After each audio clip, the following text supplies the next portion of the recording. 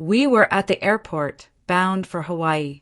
At check-in, my brother flourished his first-class ticket like a prize. He pinched my ticket between two fingers. Economy. Don't whine, this is all you can manage, he sneered. I didn't protest. I calmly set my ID on the scanner. The agent froze as the screen lit up red. Imagine being told you're nothing, a burden, by the very people who are supposed to love you most. But what if they had absolutely no idea who you really were? What if the universe decided it was time for a public reckoning, right in the middle of LAX for everyone to see? My brother just stood there, waving my economy class ticket in my face like a twisted trophy. Here you go, Roach, he sneered, loud enough for the whole line to hear. Middle seat, right near the lavatory. First class isn't for people living paycheck to paycheck, right? He had no idea. He didn't know that tucked inside the cheap Walmart jacket I was wearing was a code red military ID, and there was a C-37B military jet, engines running, waiting on the tarmac just for me. For 19 years, my family believed I was Rachel Roach, a useless paper pusher. But I never imagined I'd be publicly humiliated like that, right in the middle of Los Angeles International Airport. My brother, Garrett, in his polished Armani suit, held that flimsy economy ticket between two fingers, dangling it in front of me like a coin for a beggar. My mother, God bless her, turned her face away, embarrassed for me. But what none of them knew, what they couldn't possibly know, was the secret life I lived. The crunch of gravel under the tires of my rusted Ford F-150 was a familiar sound as I pulled into their driveway. It was Thanksgiving. Too high. 2 p.m. I'd just finished a brutal 24-hour shift at the Pentagon, monitoring a developing situation in the South China Sea. I was running on fumes, stale coffee, and sheer adrenaline. My eyes burned. Every muscle screamed for sleep. But I was here. I always showed up. And of course, there was no room for my beat-up truck. Garrett's pearl-white Tesla Model X was parked diagonally across the driveway, gleaming offensively under the autumn sun like a spaceship that had crash-landed in suburban Virginia. I sighed, shifted into reverse, and parked halfway onto the damp grass. Before I could even cut the engine, the front door swung open. Garrett stepped out, a glass of Pinot Noir in hand, wearing a cashmere sweater that probably cost more than my truck's transmission. Jesus, array, he bellowed, not bothering to come down the steps. Do you have to park that heap on the lawn? You're bringing down the property value of the whole neighborhood. I think I saw an oil leak trailing you all the way from the highway. Happy Thanksgiving to you, too, Garrett, I muttered under my breath, grabbing my heavy duffel bag. It wasn't just clothes. It held a secure satellite phone, which I prayed wouldn't ring. Inside, the house reeked of roasted sage, butter, and the suffocating scent of expectation. The Detroit Lions game blared from an 85-inch TV, another of Garrett's gifts. Dad was glued to it, cheering wildly. Hi, Dad, I said, leaning in for a kiss. He didn't look away. Hey, kid, you're late.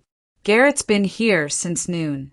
Helped your mom set up the smart home system. I was working, Dad. Shift ran long.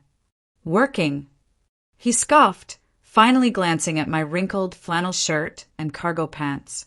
Stamping forms at the DMV must be exhausting. I bit my tongue.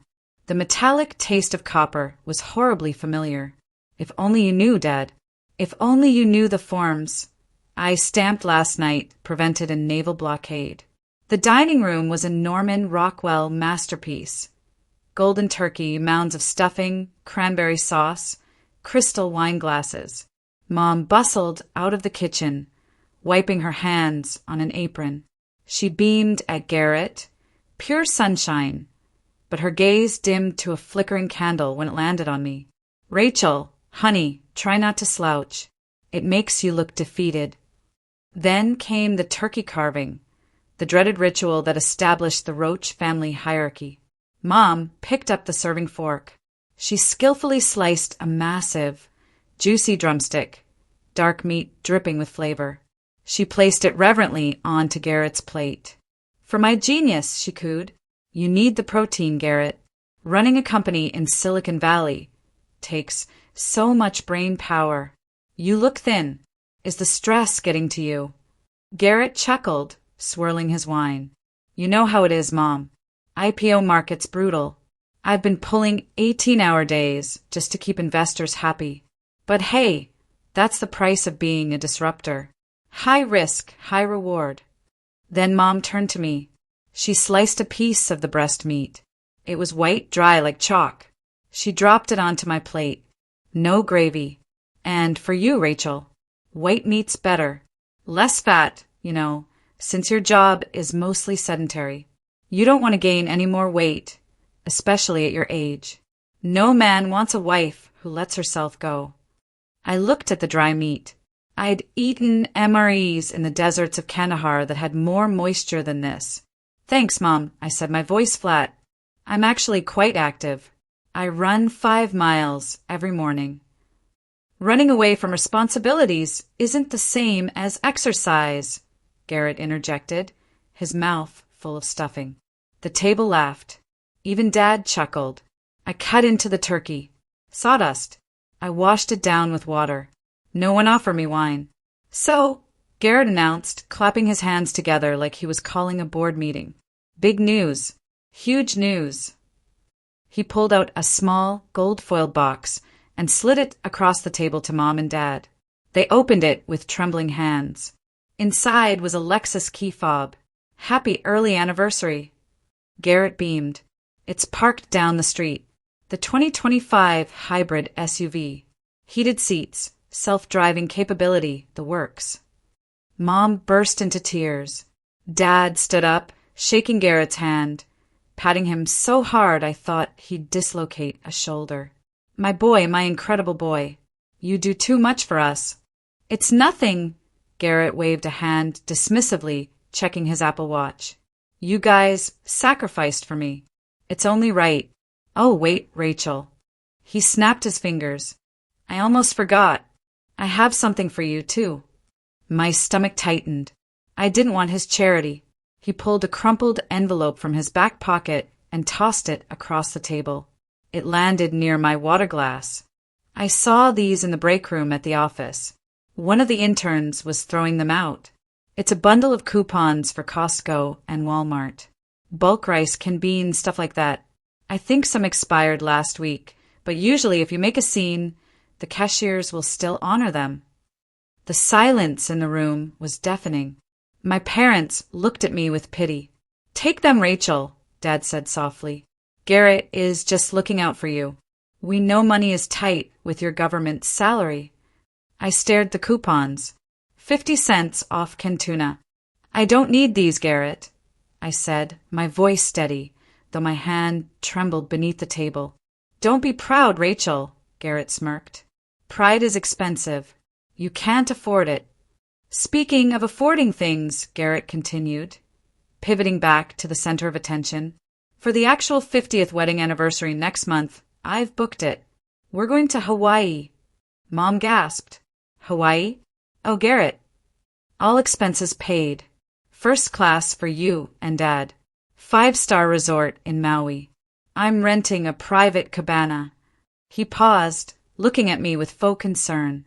Rachel, you're coming, too, obviously. I'll cover your flight. Don't worry. I know the resort is pricey, so I found a nice hostel a few miles inland for you. It's clean, and there's a shuttle bus to the beach. I started to speak. I wanted to tell them I had just been promoted to full colonel, that I commanded respect from generals, that I could buy that resort if I liquidated my assets. Actually, I have some news, too, I tried, my voice fighting to be heard over their excitement. I received a promotion last week. My new assignment is significant. Dad waved his fork at me, cutting me off mid-sentence. Rachel, please not now. Let's not make this a competition. We're celebrating your brother's generosity. Your steady little pension is fine, honey, but don't try to dream big like your brother. It just leads to disappointment. I closed my mouth. I looked at the dry turkey on my plate. I looked at the expired coupons. I whispered, Hawaii. Thank you, Garrett. You're welcome, he said, winking at Mom. Someone has to carry the luggage, right? 2 hours later, I was back in my truck. My hands gripped the steering wheel so hard my knuckles turned white. The leather creaked. I didn't scream. I didn't cry. I just breathed in the cold air, letting the silence wash over me, their laughter still echoing from the house. I stared at my hands. These hands had held rifles. They had signed orders that changed the course of history. Now they were shaking because of a damn coupon. I started the engine. The old Ford roared to life. I wasn't going to tell them. Not yet. If they wanted a porter for their trip to Hawaii, fine. I would go. But they had no idea who was really getting on that plane with them. The drive from the suburbs back to D.C. took 45 minutes, but it felt like traveling between two different planets. I left the suffocating air of my parents' house, smelling of sage, stuffing, and judgment, and drove straight into the sterile, cold precision of my real life. My apartment in the Navy Yard district was a high-security building filled with government contractors and agency spooks. The rent here was more than my father thought I made in 3 months at the DMV. I parked my rusted F-150 in the underground garage, tucked away behind a concrete pillar, far from the polished BMWs and oddest of my neighbors. I took the elevator up to the penthouse floor. No keys here. I leaned forward, letting the retinal scanner read my eye. The lock clicked open with a heavy, satisfying thud of reinforced steel. Inside, the apartment was dark, silent, impeccably clean. It didn't look like a home. It looked like a safe house. No family photos on the mantel, no throw pillows, just sleek, modern furniture and a secure, hardline phone sitting on the coffee table, its red light blinking steadily, encryption active. I threw my cheap Walmart jacket onto the couch and walked into the bedroom. I stripped off the flannel shirt and baggy cargo pants, leaving them in a pile. Standing in front of the full-length mirror, the illusion of Rachel, the clerk, finally dissolved. My body wasn't soft or sedentary. It was hardened by 19 years of obstacle courses, desert hikes, and hand-to-hand combat drills. But it was the scars that told the real story. I ran my fingers over the raised, jagged keloid scar on my left shoulder. It was ugly, a twisting knot of purple and white tissue. My mind drifted back, not to the dinner table I just left, but to the Korangal Valley in Afghanistan 10 years ago. We were ambushed during a routine patrol. The air had smelled of burning rubber and cordite. I remembered the sound, not a bang, but a wet thwack, as the sniper's round tore through my shoulder. I didn't cry out. I dragged my radio operator to cover behind a rock wall, returning fire with my M4 carbine. I directed air support, bleeding through my tactical vest. I saved 3 lives that day. A week later, from a field hospital in Germany, I called my mother. I was high on morphine, desperate for a friendly voice. Mom, I rasped. I got hurt. My shoulder. Oh, Rachel, she had sighed, the sound of a game show blaring in the background. What did you do now? Did you fall off your bicycle again? You were always so clumsy as a child. Honestly, you need to be more careful. How are you ever going to wear a strapless dress at your wedding with a scar like that? It's going to look hideous. I hung up the phone and stared at the white ceiling. I fell off a bike. That was the lie I told them. And that was the lie they chose to believe because it fit their narrative. Rachel, the klutz. Rachel, the failure. I walked to the biometric safe built into the wall of my closet. I pressed my thumb against.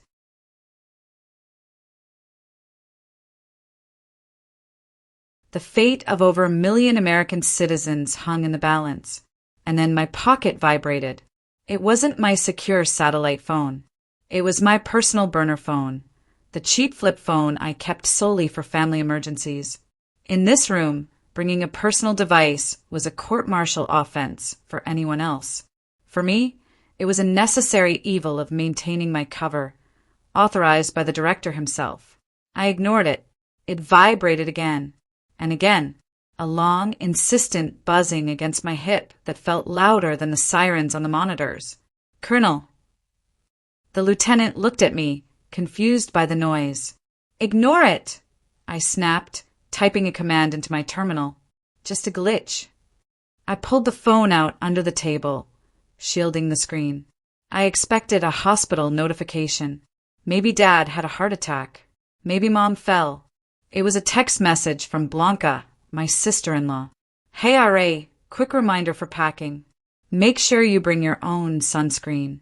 I'm packing my La Mer and Supergoop, and my skin is super sensitive, so I can't share. Just grab some Banana Boat or whatever generic brand you use from Walmart. Thanks. XOXO."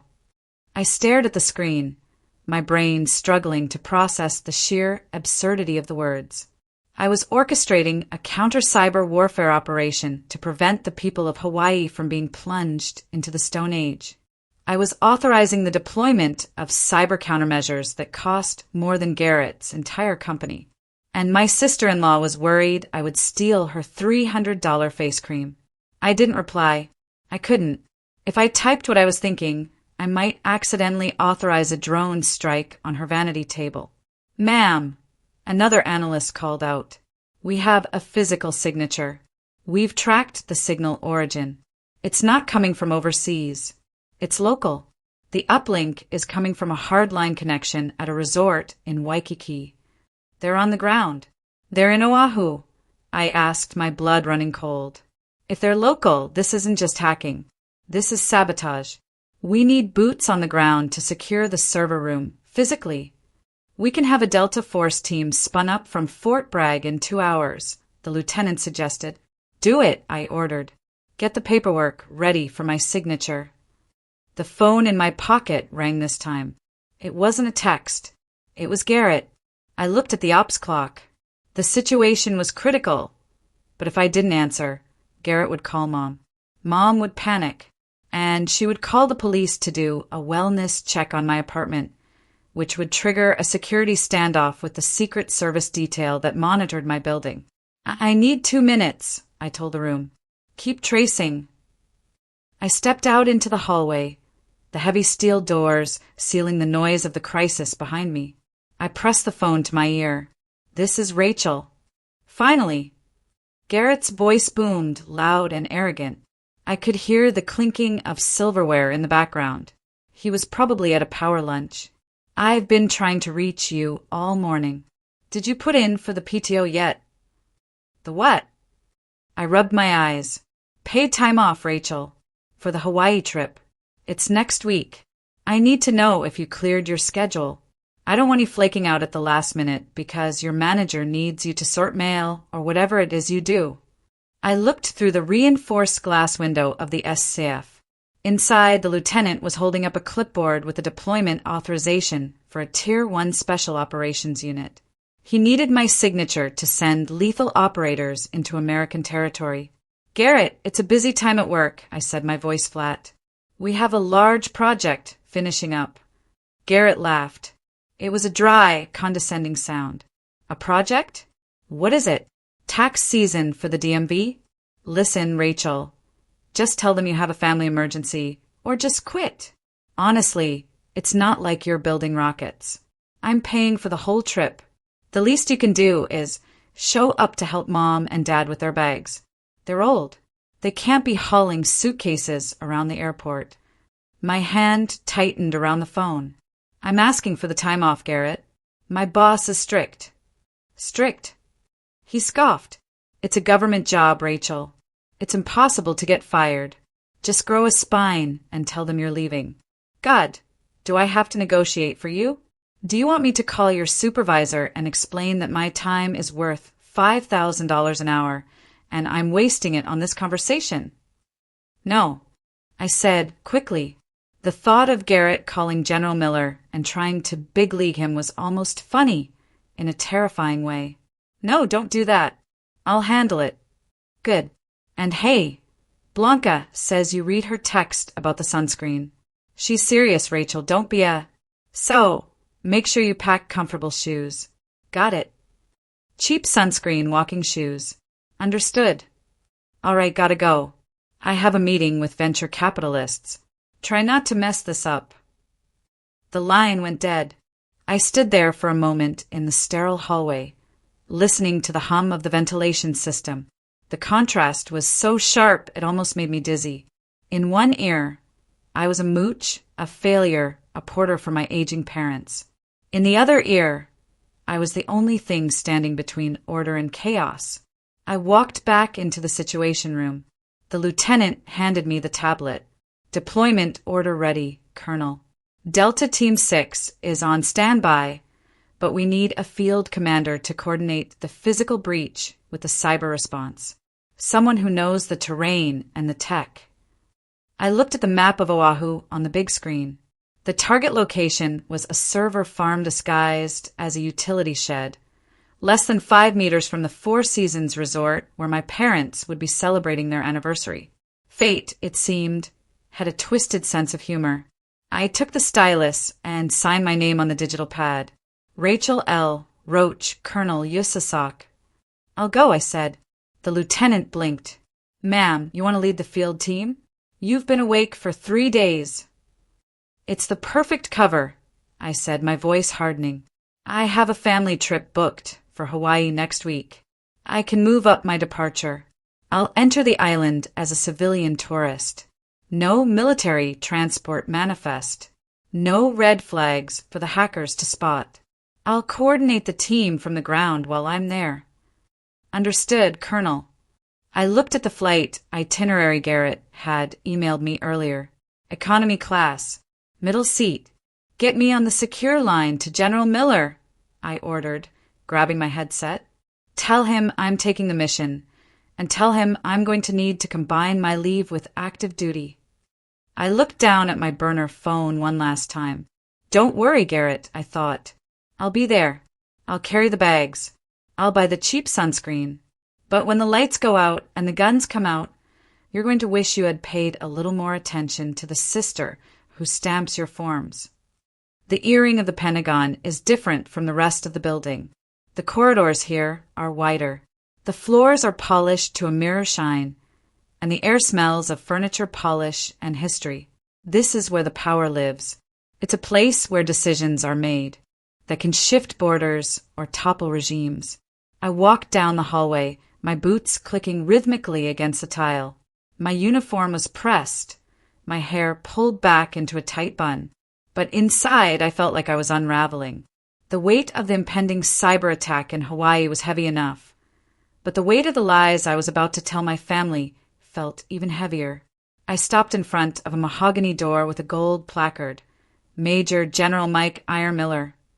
I knocked twice. Enter. A gruff voice boomed from inside.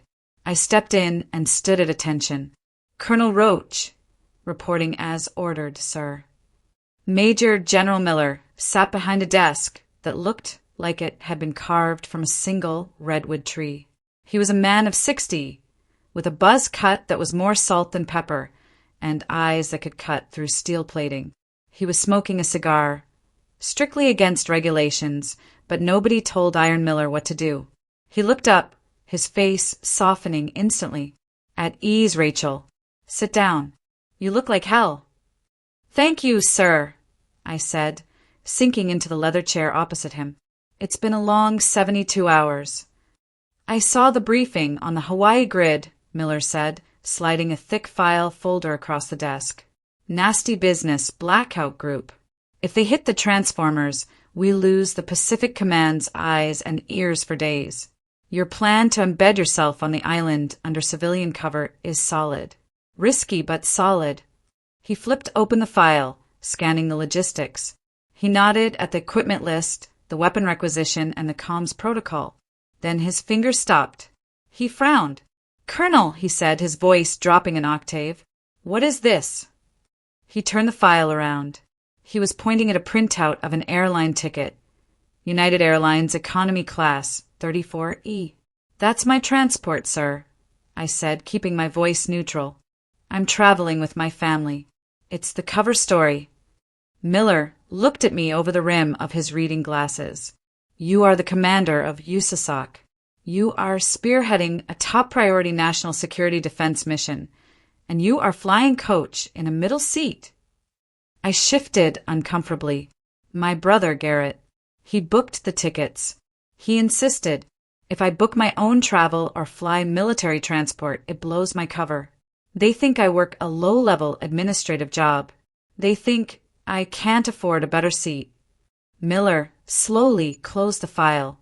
He took a long drag of his cigar, the smoke curling around his head like a halo.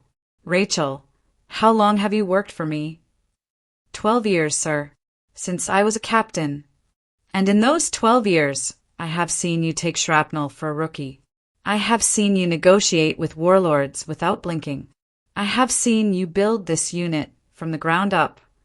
He leaned forward, his eyes locking onto mine. So, tell me, why does your family treat you like a servant? I looked down at my hands. They don't know, sir. They can't know.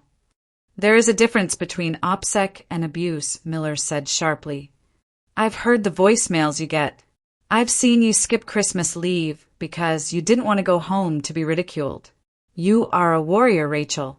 You command respect from 4-star generals. Why do you let these civilians treat you like garbage?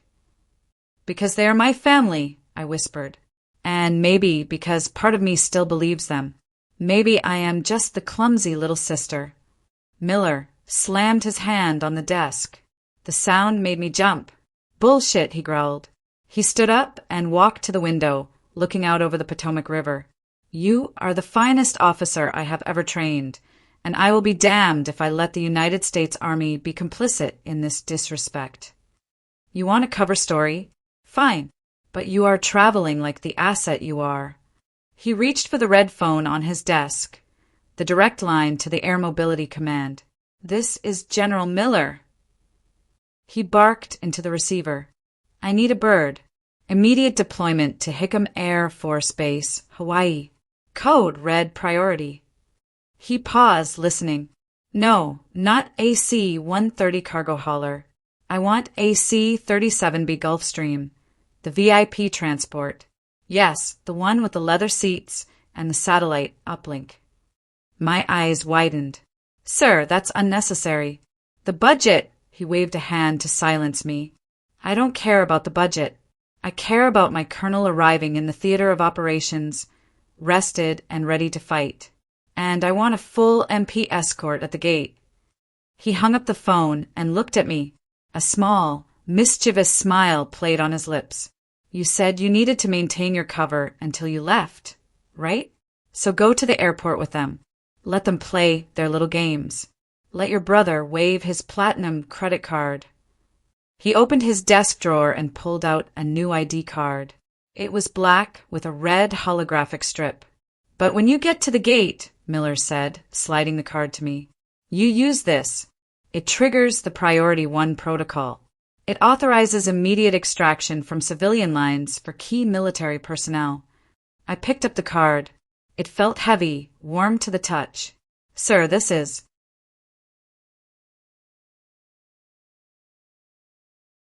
Thank you. Don't thank me, he said gruffly. Just save the island. I stood up to leave, clutching the card.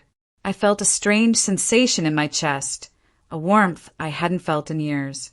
I turned to the door, but Miller's voice stopped me. Rachel.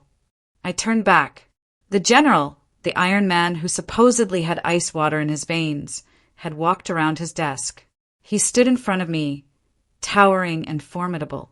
He didn't offer a handshake. Instead, he reached out and placed both of his heavy hands on my shoulders. He squeezed firmly, a grounding, solid weight. I know your father, Miller said softly. I know the type. He looks at bank accounts to measure a man's worth. He looks at titles. He's blind, Rachel. He's looking right at a diamond and seeing a piece of glass. I felt my throat tighten. I bit the inside of my cheek to keep my composure. You have saved more lives in 19 years than that brother of yours will save in 10 lifetimes, Miller continued, his voice fierce and low. You don't need their permission to be great. You don't need their applause. He looked me dead in the eye. America is proud of you, Colonel, and I am proud of you. Now stand tall. That is an order.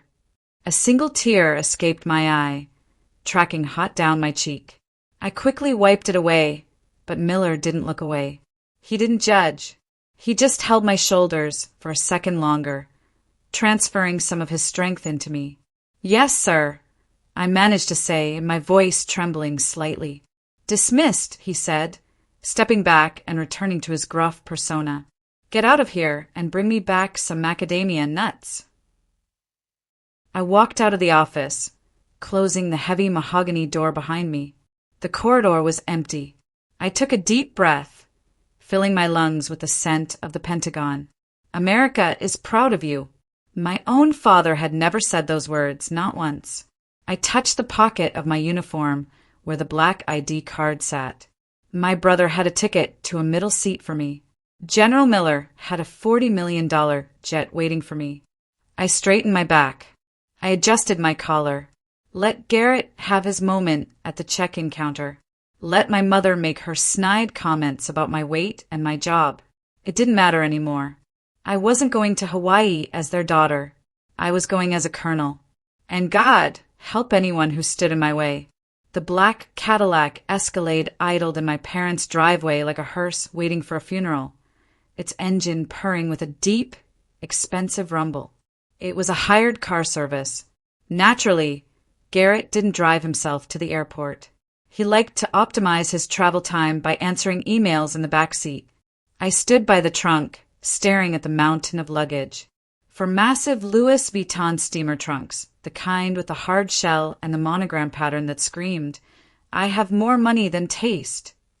"Careful with that one, Rachel." Blanca screeched from the front porch. She was checking her makeup in a compact mirror, wearing oversized sunglasses that probably cost more than my first car.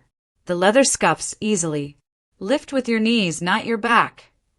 I gritted my teeth and hoisted the first trunk. It weighed at least 50 pounds. My biceps strained, the muscles hard and defined under my cheap jacket, but I kept my face blank. Garrett stood by the driver's side door, chatting with the chauffeur. He wasn't helping. He was adjusting the clasp of his Rolex Submariner, catching the sunlight just right so the driver would notice it. "Yeah, we're heading to Maui for the week," Garrett was saying loudly. "Needed a break from the grind. You know how it is in the valley. Burnout is real." I slammed the trunk shut after heaving the last bag inside. Sweat pricked at my hairline. My lower back throbbed, a reminder of a jump landing that went wrong 2 years ago, but I ignored it. "All set?" Garrett asked, glancing at me without really seeing me. "Great. Hop in." The seating arrangement was a masterclass in humiliation. Garrett and Blanca took the middle captain's chairs, plush leather recliners with individual climate control. Mom and Dad took the rear bench, stretching out their legs. Garrett's 2 kids, Leo and Sophie, claimed the third row, surrounding themselves with pillows and iPads. That left me. "Just squeeze toward the cargo area," Garrett instructed. "There's a jump seat back there. It folds down. You're small. You'll fit." I climbed over the rear bumper, wedging myself into the narrow space between the stacked Louis Vuitton trunks and the rear window. My knees were pressed against my chest. A hard corner of a suitcase dug into my rib cage. I'd ridden in the back of unpressurized C-130 cargo planes on pallets of ammunition that were more comfortable than this. The driver merged onto the highway, and almost immediately we hit the legendary Los Angeles traffic. The I-405 was a parking lot of shimmering heat and exhaust fumes. Brake lights stretched as far as the eye could see. Traffic," Blanca sighed, reclining her seat so far back it nearly crushed Dad's knees. "Garrett, did you download the new season of Bluey for the kids?" "Yeah, they're good," Garrett said, tapping on his phone. From the row in front of me, the noise began. Leo and Sophie had their iPads at maximum volume. The sound of cartoon explosions and high-pitched voices filled the cabin. Hen came the candy. Thwack! A half-chewed skittle hit me in the forehead. I wiped it off, staring at the sticky red sugar on my finger. Sophie giggled, peeking over the headrest. She threw a wrapper next. It landed in my lap. "Kids, settle down," Garrett said, but he didn't look up from his phone. His tone was indulgent, like he was talking to puppies, not unruly children assaulting their aunt. My stomach growled, loud enough to be heard over the engine. I hadn't eaten since the turkey disaster yesterday. "Oh, that reminds me," Garrett said, reaching into a brown paper bag at his feet. The rich, nutty aroma of Starbucks coffee suddenly filled the car, overpowering the smell of leather and stale air. My mouth watered instantly. "Dad, here's your cappuccino. Extra foam." Garrett passed a cup back. "Mom, chai tea latte. Blanca, veni soy latte, no foam. 2 pumps of vanilla. Kids, here are your hot chocolates." He passed the cups back one by one. I watched the steam rising from the white lids. I waited. Garrett took a sip of his own nitro cold brew and set the bag down. It was empty. "Oh," he said, glancing in the rearview mirror, meeting my eyes for a split second. "Oops. I totally forgot to ask you what you wanted. Alright." He didn't look sorry. He looked bored. "It's fine," I lied. My voice sounded raspy. "Well, I honestly assumed you ate breakfast at home," he continued, shrugging. "And besides, those fancy drinks are full of sugar. You're better off without them. I think there's a bottle of water in the side door pocket if you're thirsty. It might be warm, though." I looked at the door pocket. There was a half-empty plastic bottle of water, the label peeling off. It looked like trash left by a previous passenger. "Thanks, Garrett," I said dryly. "Hydration is key."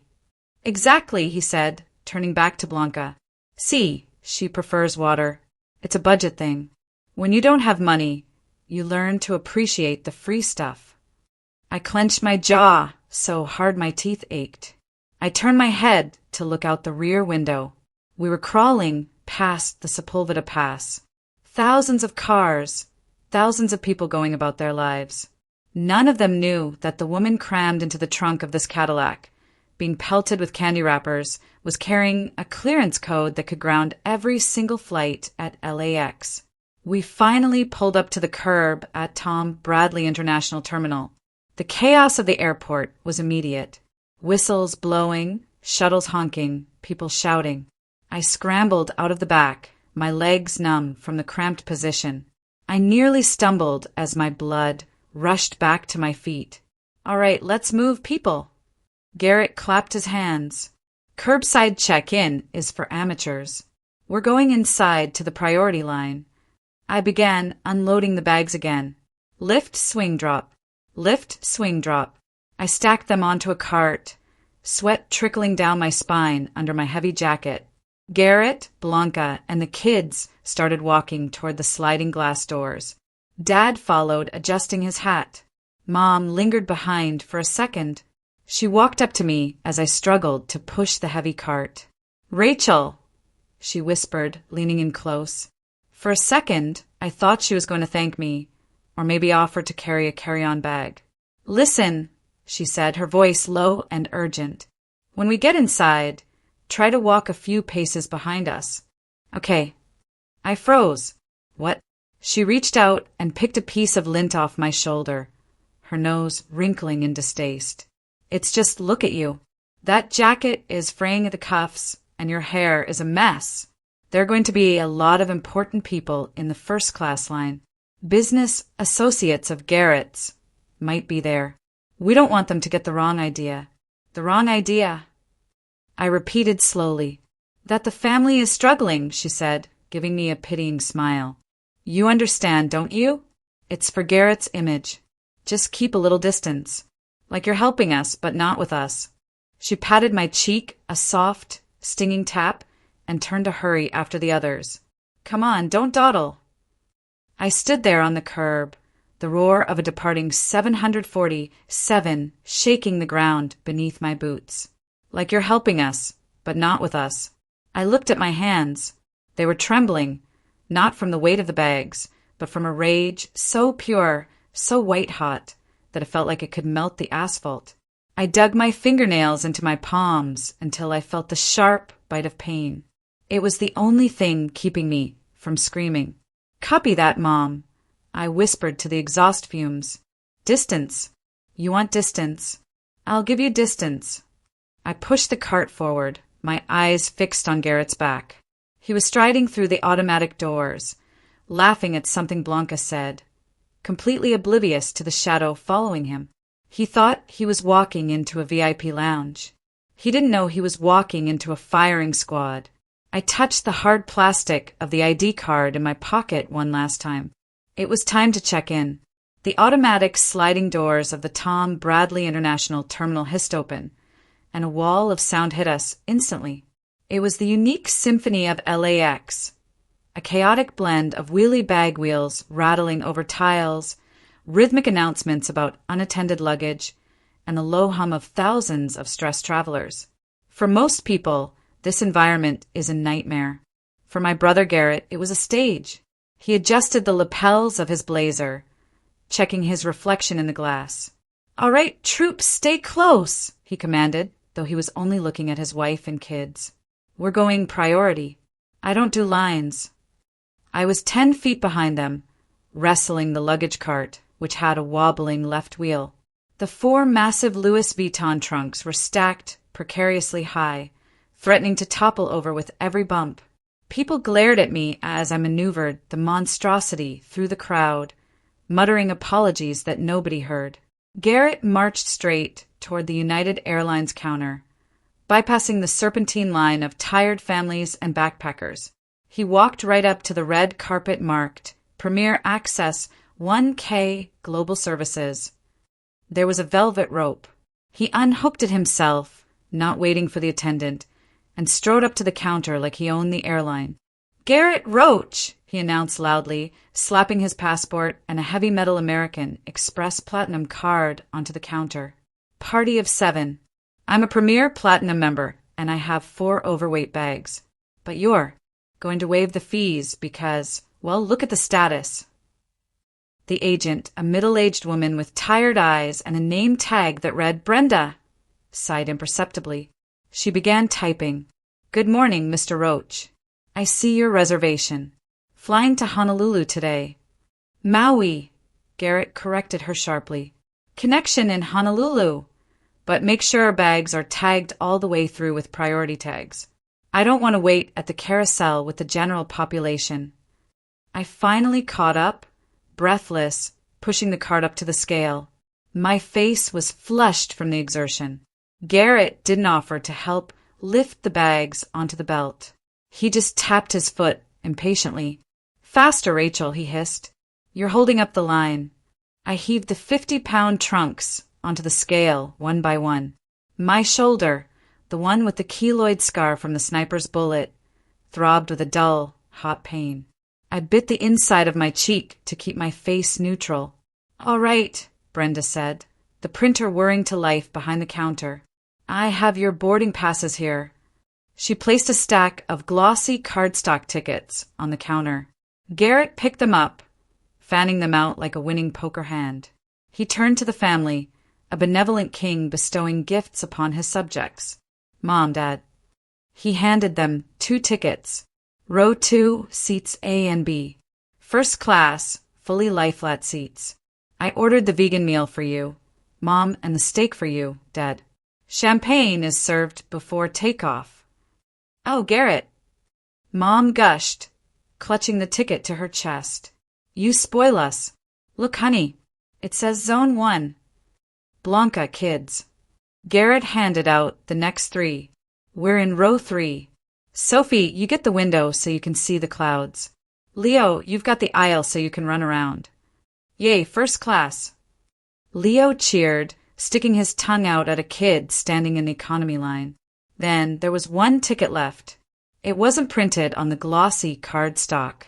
It was printed on flimsy thermal receipt paper that curled at the edges. Garrett held it up. He didn't hand it to me immediately. He waved it in the air, a little white flag of surrender. The terminal was crowded and people nearby, businessmen in suits, families on vacation, were watching. Garrett loved an audience. "And for you, R.A., he said, his voice booming with a performative joviality that made my skin crawl. He stepped closer, invading my personal space. The smell of his expensive cologne mixed with the stale airport air was nauseating.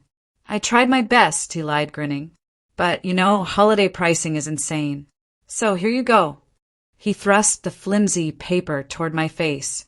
Seat 42E, he announced clearly, ensuring the people in the line behind us could hear. That's the middle seat, right in the back row, right next to the lavatory. Where the magic happens. Blanca let out a sharp, high-pitched giggle, then covered her mouth with her manicured hand. Oh, Garrett, stop it. That's mean. But her eyes were dancing with amusement. Garrett chuckled, shaking his head. Hey, I'm doing her a favor. She's used to suffering, right? I mean, look at her. He gestured vaguely at my outfit. The frayed Walmart jacket, the worn-out sneakers. First class isn't for people living paycheck to paycheck, R.A. You'd feel out of place. You wouldn't know which fork to use. The world seemed to slow down. I could hear the whir click of the luggage belt moving my parents' bags away. I could hear the ding of an announcement chime. I could feel the eyes of the strangers around us. Some looked pitying. Some looked embarrassed. My mother turned away, pretending to be fascinated by a duty-free advertisement on the wall. My father adjusted his hat, looking at his shoes. They were ashamed, not of Garrett's cruelty, but of me, of my poverty, of the fact that I was the punchline of the family joke. Come on, take it, Garrett said, wagging the ticket. Boarding starts in 20 minutes. You're in Zone 5, so you'll have to wait until everyone else is on. But hey, at least you're on the plane. I looked at the ticket, seat 42E economy. Then I looked at Garrett. For the first time in years, I really looked at him. I saw the insecurity behind his arrogant smile. I saw the desperate need to feel superior because, deep down, he knew he was small. And something inside me snapped. It wasn't a loud snap. It was the quiet, metallic click of a safety being disengaged. The anger that had been boiling in my gut for 19 years suddenly cooled into something solid, something dangerous. I didn't reach for the ticket. I don't want your ticket, Garrett, I said. My voice was low, but it cut through the noise of the terminal like a knife. Garrett's smile faltered. Excuse me? Don't be ungrateful. That's a $600 seat. I don't need it, I repeated. I reached into the inner pocket of my cheap jacket. My fingers brushed against the cold, hard plastic of the ID card General Miller had given me. It felt heavy like a loaded weapon. What are you doing? Garrett asked, his brow furrowing. Stop making a scene. People are watching. Yes, I said, my eyes locking onto his. They are watching. And you wanted a show, didn't you? I pulled the card out. It was black with a holographic red strip that caught the overhead fluorescent lights. It didn't look like a credit card. It didn't look like a driver's license. It looked like authority. I turned to Brenda, the ticket agent, who was watching the family drama with wide eyes. Ma'am, I said, my voice shifting. The hesitation was gone. The stutter was gone. This was the voice that commanded battalions. I am authorizing a priority 1 override. I placed the card on the scanner on the counter. Garrett laughed nervously. Rachel, what is that? A library card? You're embarrassing yourself. But then the machine beeped. It wasn't the normal, cheerful beep of a boarding pass scan. It was a harsh, urgent, double-toned siren that echoed from the computer terminal. Wee wee. The screen behind the counter flashed. It didn't show seat numbers. It turned a solid, flashing bright crimson. Have you ever had a moment where you finally stood up to a bully and the room went silent? That feeling when you stop accepting the disrespect? If you are waiting for Rachel to destroy his ego, smash that like button right now. And I want to know, what is the one thing a family member has said to you that you will never forgive? Comment respect if you think Rachel is about to teach him a lesson he will never forget. Brenda looked at the screen, and the color drained from her face. She looked at the card, then up at me, her mouth falling open. Garrett stopped laughing. What is that noise? He demanded. Rachel, did you break the machine? No, Garrett, I said softly, as the sound of heavy footsteps began to approach from the security checkpoint. I just checked in. The sound that erupted from the check-in terminal wasn't a beep. It was a scream, a piercing, dissonant electronic shriek that cut through the low hum of the Tom Bradley International Terminal like a knife through canvas. It triggered an immediate, visceral reaction in everyone within a 50-foot radius. Conversation stopped mid-sentence. Head snapped around. A baby in a stroller, 3 lines over started wailing. The computer screen behind the counter didn't just flash. It detonated with color. The standard, soothing blue of the airline interface vanished, replaced instantly by a pulsing, aggressive crimson light. I stood completely still, my hand resting on the black ID card. Brenda, the ticket agent, gasped and recoiled from the monitor as if it were radioactive. Her face was bathed in the red glow, her eyes wide with a mixture of terror and confusion. She looked at the text scrolling across the screen, her lips moving silently as she read the words that no civilian ticket agent ever expects to see. Critical alert. Code red. Identity confirmed. Colonel Rachel L. Roach. USASOC Commander. Tier 1 asset. Do not detain. Secure perimeter. Oh my God! Brenda whispered, her hands trembling as she reached for the phone on her desk. Oh my God! Garrett, who had been laughing just seconds ago, took a stumbling step back. His face went from arrogant amusement to pale shock. He looked at the flashing screen, then at me, then at the security guards who were already starting to look in our direction. Rachel, he hissed, his voice cracking. What the hell did you do? Is that a stolen credit card? Did you hack the system? I didn't do anything, Garrett, I said calmly. I just checked in. Don't lie to me, he shouted, panic rising in his chest. He looked around at the staring crowd, terrified that his reputation was about to be stained by his sister's incompetence. He raised his hands in a gesture of surrender, distancing himself from me. I don't know what she did. She's mentally unstable. I'm not with her. This is a fraud. My mother grabbed my father's arm, her knuckles white. Rachel, please, she begged, her voice trembling. Just apologize. Tell them it's a mistake before they arrest you. But nobody was listening to them, because the ground had started to shake. From the far end of the terminal, near the TSA pre-check security doors, a commotion erupted. It sounded like thunder rolling indoors. People were screaming and scrambling out of the way. Make a hole! Move! Move! Move! A squad of 6 military police officers, flanked by 4 tactical operators in full combat gear, plate carriers, helmets, and 4 carbines slung across their chests, burst through the crowd. They moved with the terrifying, synchronized precision of a pack of wolves. They weren't walking. They were sprinting in formation. Get down! Someone in the crowd screamed. It's a raid! Garrett yelped and cowered behind his luggage cart, using his Louis Vuitton trunks as a barricade. It's her. He pointed a shaking finger at me. She's the one with the fake card. Arrest her. I have nothing to do with this. The soldiers ignored him completely. They didn't even look at him. They charged straight toward the check-in counter. The crowd parted like the Red Sea, people holding up their phones to record the chaos, their faces lit by the screens. The lead operator, a massive man with a tactical headset, reached the counter first. He didn't tackle me. He didn't shout at me to get on the ground. He stopped 3 feet away from me and spun around, facing outward toward the crowd. The other soldiers did the same. Within 2 seconds, they had formed a perfect, impenetrable defensive perimeter around me.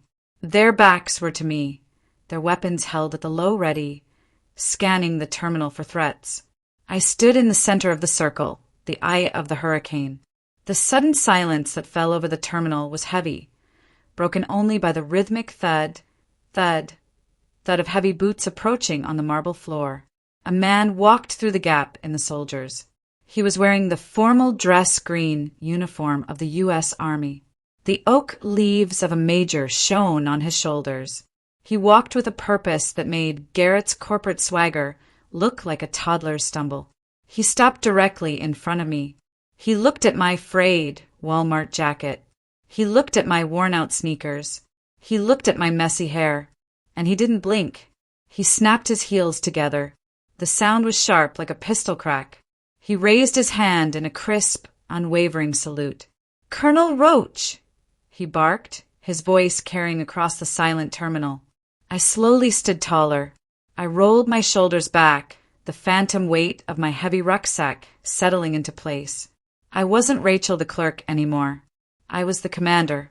I returned the salute, my hand cutting the air with precision. "Major," I said.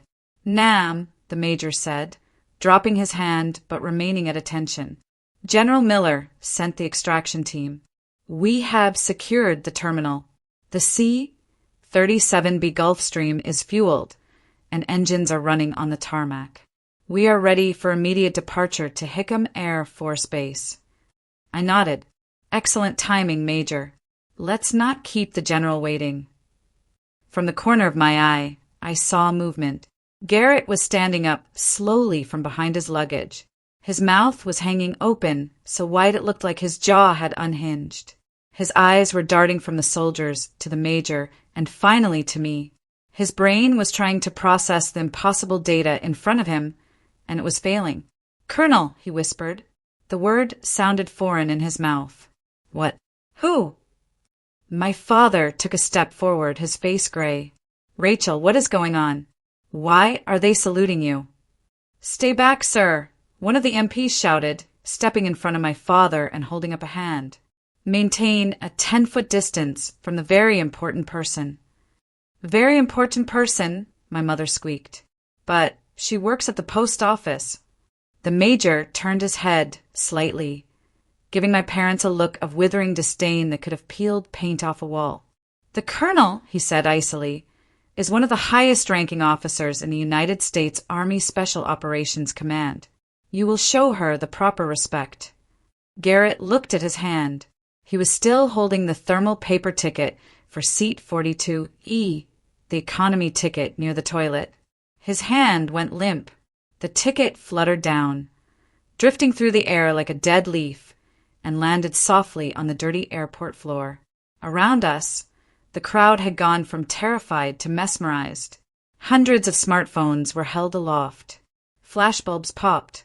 I could hear the whispers starting to ripple through the onlookers like a wave.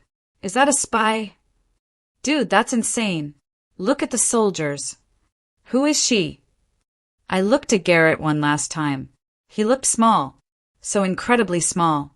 He was wearing a $3,000 suit, but in that moment he looked like a child wearing his father's clothes. "Major," I said, turning my back on my family. "Grab my bag." "Yes, ma'am." The major signaled. One of the tactical operators, a man who looked like he could bench press a truck, stepped forward and gently picked up my battered duffel bag as if it were the nuclear football. "Right this way, Colonel," the major said, gesturing toward a secure side door that had been opened by TSA agents. I started to walk. The soldiers moved with me, a phalanx of steel and Kevlar. "Rachel!" Garrett screamed behind me. It was a broken, pathetic sound. "You can't do this. I am your brother, Rachel. The flight. The bags." I didn't stop. I didn't turn around. I walked through the corridor of soldiers, leaving the noise, the judgment, and the economy ticket on the floor behind me. For the first time in 19 years, I wasn't following them. I was leading, and they couldn't follow where I was going. The silence that had fallen over the terminal didn't last long. It was broken by the frantic, desperate shuffling of Italian leather shoes against the airport tile. Garrett couldn't process the visual data in front of him. His brain, wired for algorithms and predictable stock markets, had encountered a fatal error. He looked at the soldiers forming a steel wall around me, and his ego simply refused to accept the reality. He didn't see a colonel. He saw his little sister playing a trick. "This is ridiculous," Garrett shouted, his face flushing a deep, ugly shade of plum. "Rachel, Stop this charade right now. You're making a scene. He lunged forward. It was a reflex, an instinct born of 40 years of entitlement. He reached out to grab my arm, just like he used to do when we were kids, and he wanted to drag me out of his room. He never made contact. Before his fingers could even graze the fabric of my Walmart jacket, the nearest tactical operator moved. It was a blur of motion, efficient and violent. The soldier stepped into Garrett's space and executed a perfect open-hand strike to the chest, a Heisman shove that carried the force of a battering ram. Thud! The sound of air leaving Garrett's lungs was audible. He went flying backward, his feet tangling in his own legs. He crashed hard into the side of the luggage cart, knocking over a stack of the Louis Vuitton trunks. "Back up!" the soldier roared, his voice like a crack of thunder. He didn't unholster his weapon, but his hand hovered dangerously close to the pistol on his hip. "Maintain a distance of 10 feet from the senior officer. This is your first and final warning." Garrett scrambled to regain his balance, clutching his chest, gasping for air. You pushed me. That's assault. I'll sue you. I'll sue the whole damn army." "Sir," the major stepped forward, his voice calm but laced with a terrifying chill. "You just attempted to lay hands on a high-ranking military asset during a code-red deployment. If you take one more step, you won't be suing anyone. You will be detained under the Patriot Act for interfering with a federal operation. Do I make myself clear?" Garrett froze. The words Patriot Act and detained cut through his rage like ice water. He looked at the major, then at the soldiers, and finally he looked at me. Really looked at me. My father stepped out from behind the luggage cart. He was trembling. He took off his hat, his fingers working nervously along the brim. He squinted at the soldiers, then at the way the major was standing at attention next to me. "Colonel." Dad whispered, the word sounding foreign on his tongue. "Rachel, did he say colonel? You're a colonel." I looked at my father. I saw the confusion in his eyes, the sudden rewriting of 19 years of history. He was trying to reconcile the image of the daughter he thought stamped envelopes with the woman standing inside a perimeter of Special Forces operators. I didn't offer an explanation. I didn't offer an apology. I simply locked eyes with him and gave a single, slow nod. "Yes," I said. My mother let out a sob, covering her mouth with her hand. "But why? Why didn't you tell us? We thought you needed help. We were only trying to help you." "Help me?" I repeated, my voice flat. "By feeding me scraps? By making me carry your bags? By telling me I wasn't good enough?" "We wanted you to be realistic," she cried, looking around at the crowd that was now filming everything. She saw the phones. She saw the red recording lights. She realized exactly what this was going to look like on the evening news. "Garrett, do something. Everyone is watching." Garrett straightened his jacket. He ran a hand through his gelled hair, his eyes darting around the terminal. He saw the smartphones, too. He knew how the internet worked. He knew that in about 10 minutes, one Garrett Roach was going to be trending and not for a product launch. He forced a smile.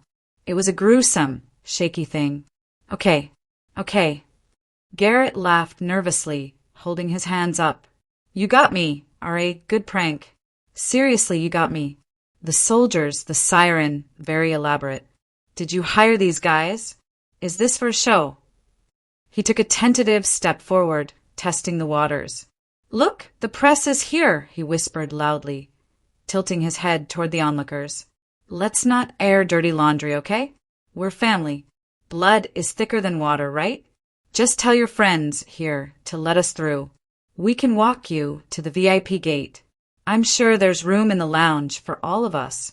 We can laugh about this over champagne." He wanted to share the spotlight. He wanted to piggyback on the power he had spent his entire life denying me. I looked at him, and for the first time I didn't feel anger. I didn't feel hurt. I felt nothing but a cold, distant pity. He looked so small, so desperate. "Garrett!" I said, my voice carrying clearly over the hushed crowd. "Do you know what Abraham Lincoln once said?" He blinked, confused by the pivot. "What? Who cares about Lincoln right now? We have a flight to catch." "Nearly all men can stand adversity," I quoted, letting the words hang in the air. "But if you want to test a man's character, give him power." I paused. "You have power, Garrett. You have money. You have status. You have the platinum card and the CEO title, and life gave you a test. It gave you a younger sister who you thought was weak, and you used your power to crush her. You used your power to humiliate her." Garrett's smile vanished. The color drained from his face again. "I was just joking," he stammered. "It's just sibling banter, Rachel. You're too sensitive." "And now," I continued, ignoring his excuse, "the tables have turned. Now I have the power." I gestured to the soldiers, to the flashing red screens, to the major waiting for my command. "So, tell me, Garrett, how does it feel to be the one standing on the outside?" Garrett looked around. The crowd wasn't laughing with him anymore. They were whispering. They were judging. He was the clown in the center of the circus ring, and the makeup was running. "R.A., come on," he pleaded, his voice dropping to a whine. "Don't leave us here. Not like this. Just let me come with you. I can upgrade my ticket. I can buy a seat on your jet. How much is it? I'll write a check right now." I shook my head slowly, a small, dry smile touching my lips. "You were right earlier, Garrett. You were absolutely right." His eyes lit up with a flicker of hope. "I was? About what?" "You said I didn't fit in first class," I said. "And you were right. I don't." I took a step back, the soldiers moving with me in perfect synchronization. "But you don't fit where I'm going either. You see, money can buy you a lie-flat seat on United, Garrett, but it can't buy you a top-secret security clearance, and it certainly can't buy you the character required to sit on my aircraft." I pointed to the floor where the crumpled thermal paper ticket lay near his shoe. "You keep that seat, Garrett. Seat 42E, the middle seat next to the toilet." I looked him dead in the eye, delivering the final blow. "I think you'll find the smell suits you." "Major," I commanded, turning my back on him. "Let's go." "Yes, ma'am." The soldiers pivoted. I walked forward, my head held high, my stride matching the rhythm of the operators around me. "Rachel!" Garrett screamed behind me. It was a broken, pathetic sound. "You can't do this. I am your brother, Rachel." I didn't look back. I didn't flinch. I walked through the secure double doors that the TSA agents held open for me. I walked past the stunned onlookers who lowered their phones in reverence as I passed. I walked away from the toxicity, the abuse, and the smallness of the life I had left behind. Behind me, the heavy security doors slammed shut with a final, resonant thud, cutting off the sound of my brother's voice forever. The heavy doors slammed shut, cutting off the chaos of Los Angeles International Airport. The screaming sirens, the flashing cameras, the desperate shouting of my brother. It all vanished, replaced by the hushed, respectful silence of military luxury. "Welcome aboard, Colonel." The flight steward, a young staff sergeant with an impeccable uniform, said. He took my battered duffel bag as if it were made of silk.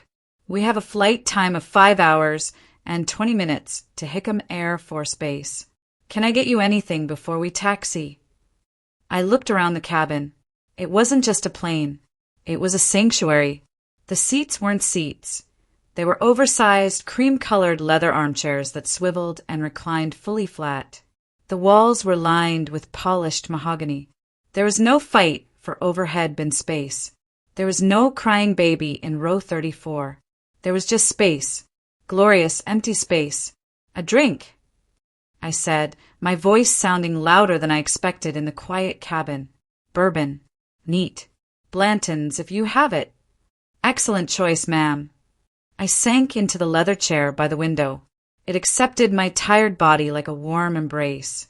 I stretched my legs out fully, and my feet didn't touch a seat in front of me.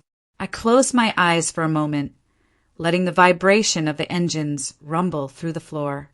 It was a power hum, a sound of capability and strength. Minutes later, the sergeant returned with a crystal tumbler. The amber liquid swirled around a single, perfectly spherical ice cube. "Wheels up in 2, Colonel." As the jet roared down the runway and lifted effortlessly into the sky, banking over the Pacific until the cars on the I-405 looked like slow-moving bacteria, I knew what was happening. Somewhere down there in that mess was a black Cadillac Escalade carrying a very unhappy family. I took a sip of the bourbon. It was smooth, with notes of caramel and oak, burning pleasantly in my chest. I reached into my pocket and pulled out my personal phone. I had turned it off during the confrontation at the gate. Now, at 40,000 feet, connected to the jet's secure Wi-Fi, I pressed the power button. The device nearly vibrated out of my hand. Notifications didn't just appear.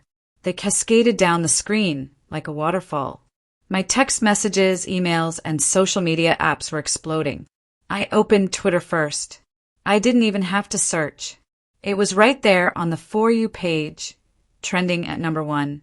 #RoachExposed. A video, clearly shot by a bystander, was already at 4 million views. It showed the entire interaction.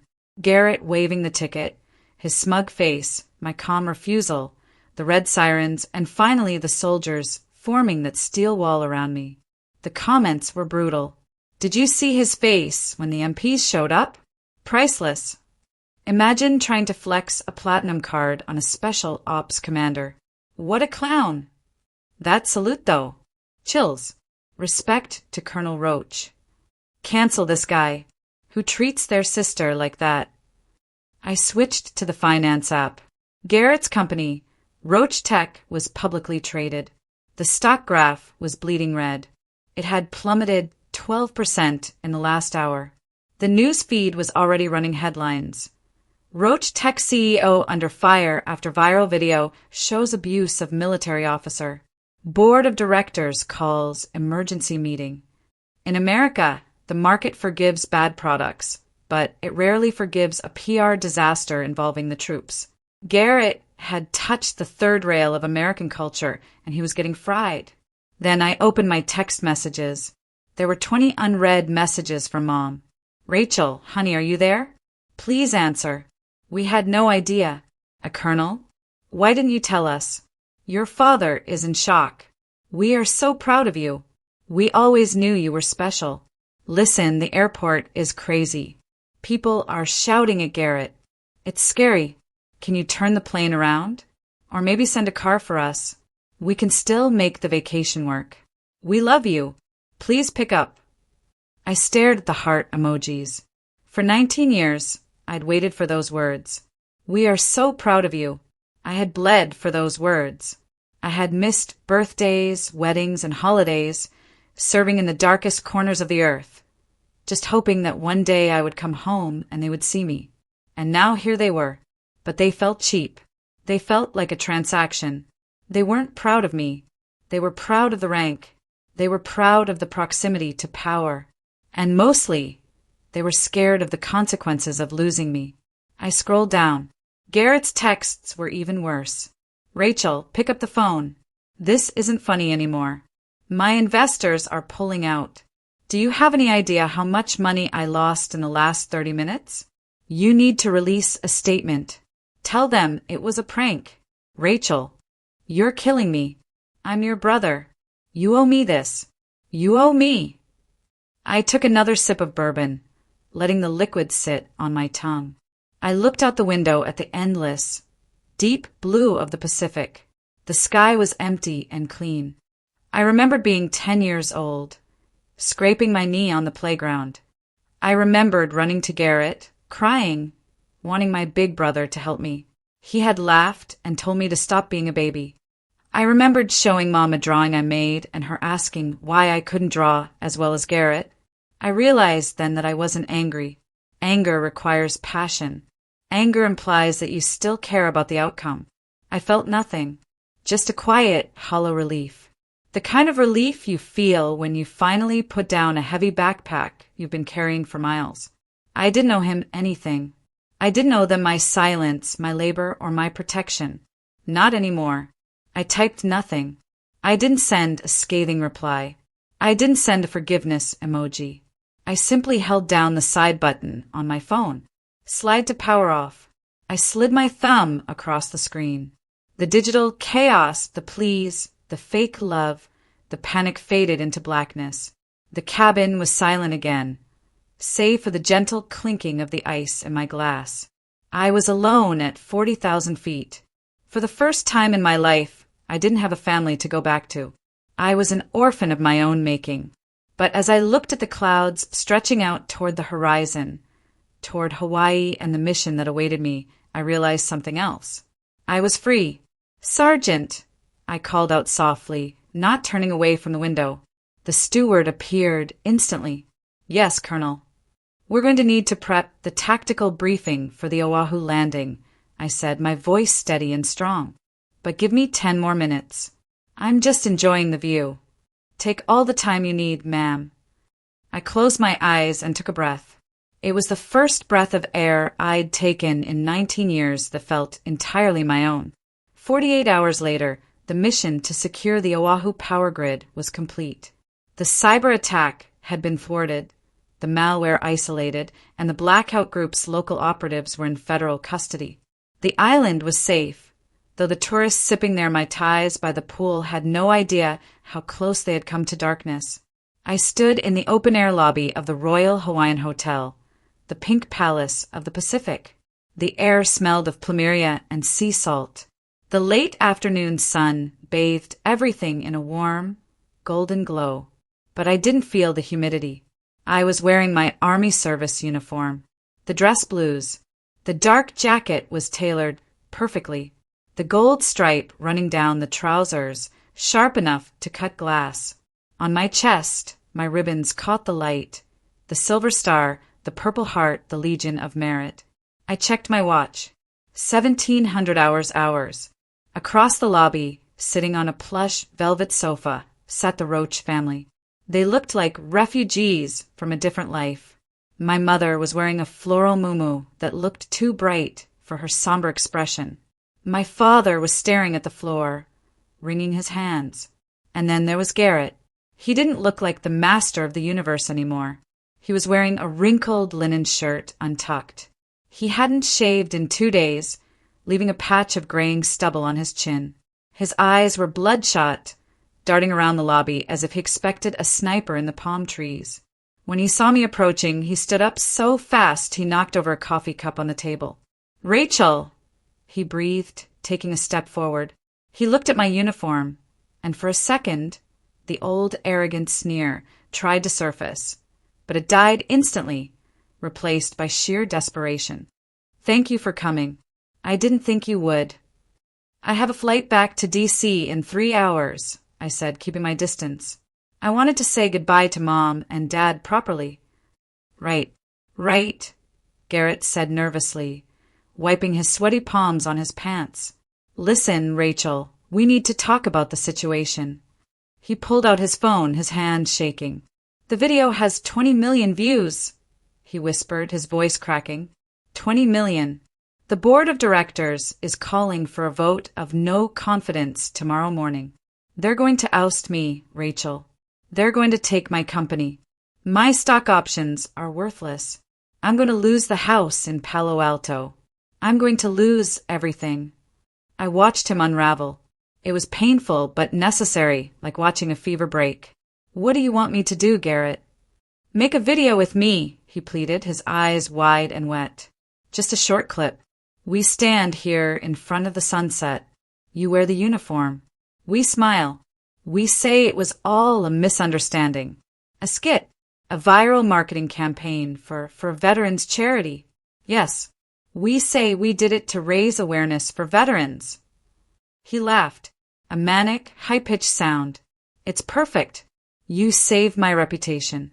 I donate 100 grand to some charity and everyone wins. Please, Rachel, you're my sister. You can't let them destroy me." My parents stood up now, hovering behind him. My mother looked at me with pleading eyes. "Rachel, please. Your brother worked so hard for that company. Don't let a silly argument ruin his life. I looked at them. For 19 years, their voices had controlled me. Their approval was the drug I was addicted to.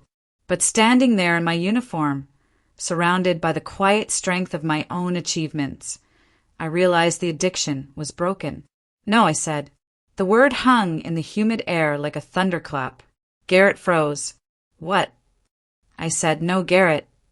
I won't lie for you, and I certainly won't use my uniform, a uniform that men and women have died in, as a prop to save your stock portfolio. But I'm your family, Garrett shouted, drawing looks from a couple of tourists nearby. You're supposed to have my back. I did have your back, I said softly. When we were kids, I defended you from bullies. When you started your first company, I sent you money for my deployment pay in Iraq. I had your back for 40 years, but you never had mine.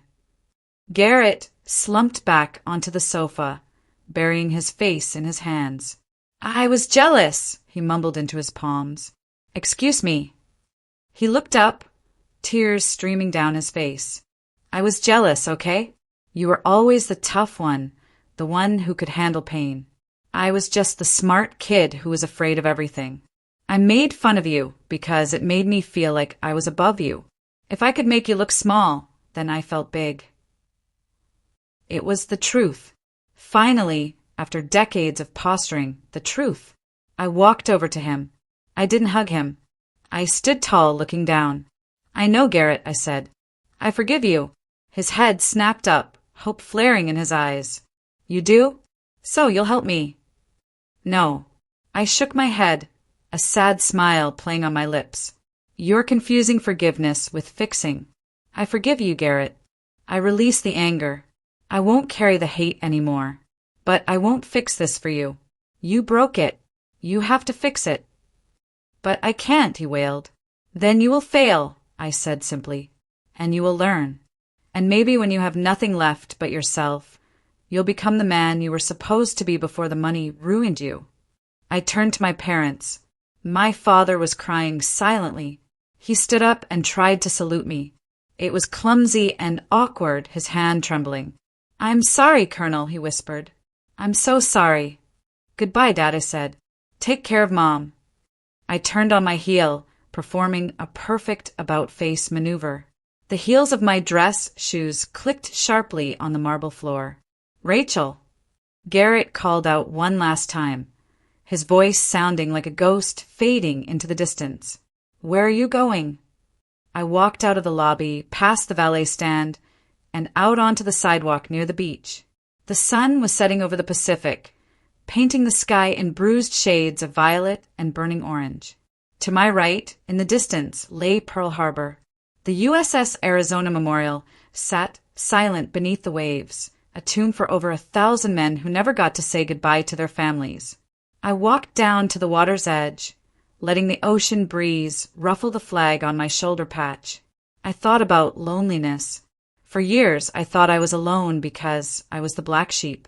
I thought I needed to buy my way back into the flock with silence and submission.